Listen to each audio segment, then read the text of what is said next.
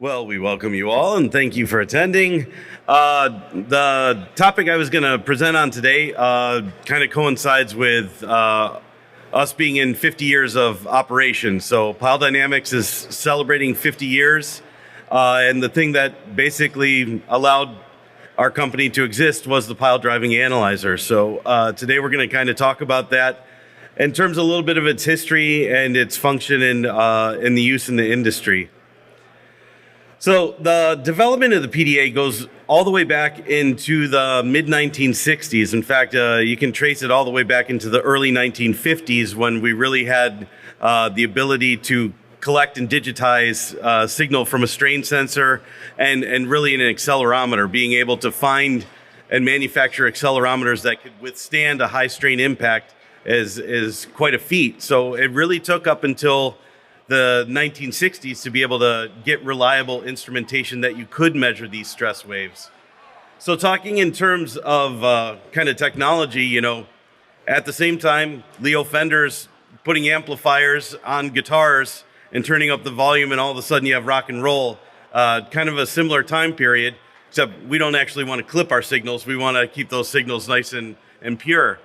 So the idea behind this is that we wanted to look for a reliable means of replacing a static load test, but doing it in a cost-effective fashion.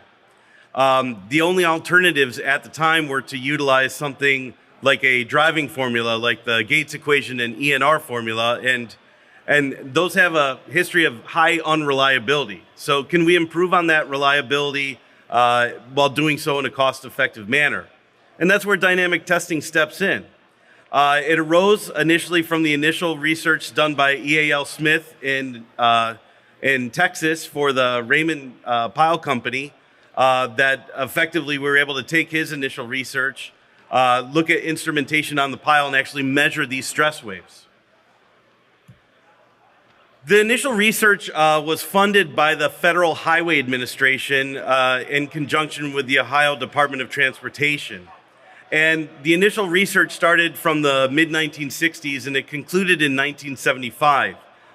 Majority of that research actually concluded in 1972.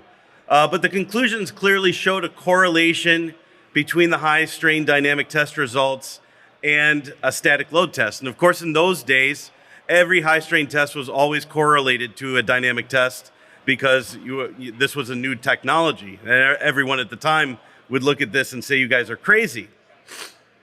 So where was CAPWAP in that? Well, CAPWAP at the time was a 24-hour process. So just to run one CAPWAP analysis, you were investing 24 hours of time, and you had to find a computer that would effectively occupy this entire stage.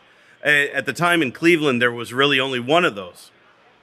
But of course, as time marches on, computers get much more efficient and smaller.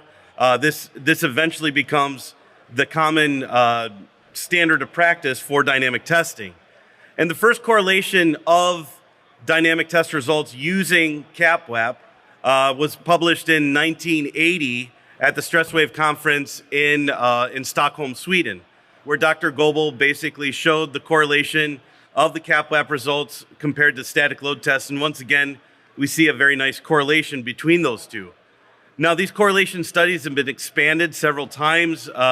In 1996, the Federal Highway funded research where we had a published case study that included over 100 cases, and our kind of completed case study was published in 2004.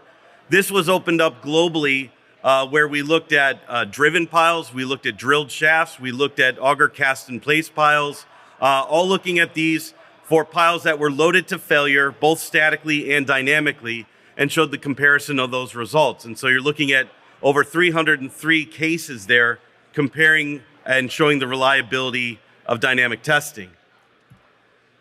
Now, talking in terms of use of dynamic testing, originally it was developed specifically for the driven pile industry, right? We have a large impact hammer on site that can easily apply the impact to send that stress wave down the pile. Well, in 1974, Garland Likens was on site testing some precast concrete piles, and they had a Brett pile out over on the side, and they asked, can you guys test that? And they said, sure, why not? So they removed the drive head from the hammer. They put a little bit of plywood cushioning on there. he instrumented the bread pile, and they actually ran the dynamic test and did so successfully. And since then, dynamic testing has been used successfully on drilled or bored foundations. And I would say as a general rule, if you think about driven piles versus bored piles, you know, driven piles is something we do here in North America. It's not really done commonly outside of North America. You talk about Europe, Southeast Asia, South America, really bored piles are the predominant foundation choice. And I would argue on a daily basis, there's more high strain testing that's done on bored pile foundations than there is on driven pile foundations. So that being the case, the PDA has evolved over time. We have released our PDA DLT that is built specifically for testing drilled foundations, whether it be an auger cast pile or a drilled shaft. This allows for the use of a top transducer, which allows us to reduce the need for a buildup. We can instrument the pile with strain sensors on the top transducer and get a much more reliable force measurement.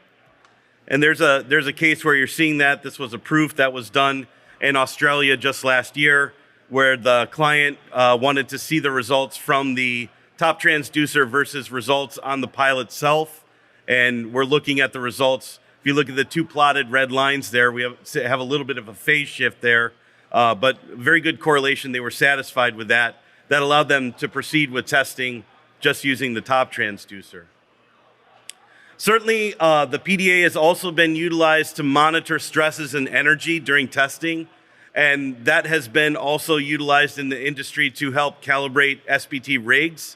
And so another facet of the PDA has been to utilize it to go in and normalize one rig to the other, where we could go in and look at a drill rig and an operator and look at their efficiency versus maybe someone who's less efficient or a hammer that's not running as well, and try and normalize those values so the end values become a little bit more meaningful.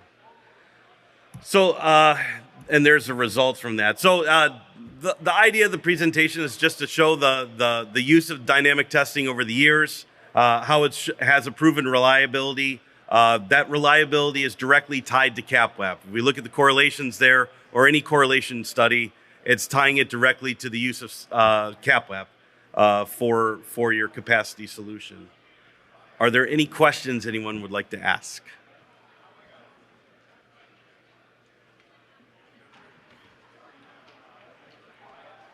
Yeah, we have done so successfully. In fact, we've done quite a bit of testing in Houston. Ben, actually sitting right behind you, has done quite a bit of testing in northern North Dakota, right? Is where you did a lot of your testing, right? I didn't read the question. Helical piles, yeah. All over the Midwest.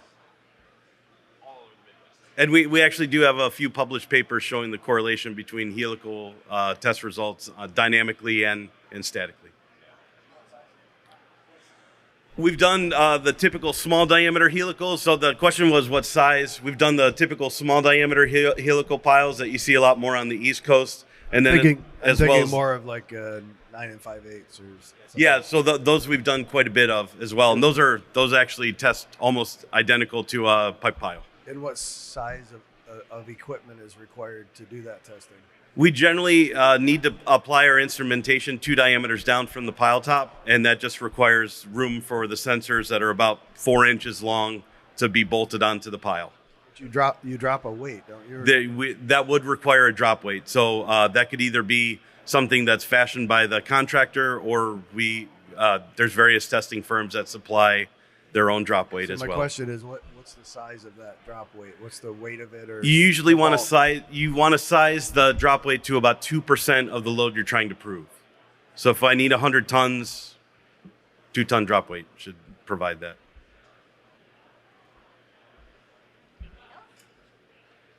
No? Well, thank you.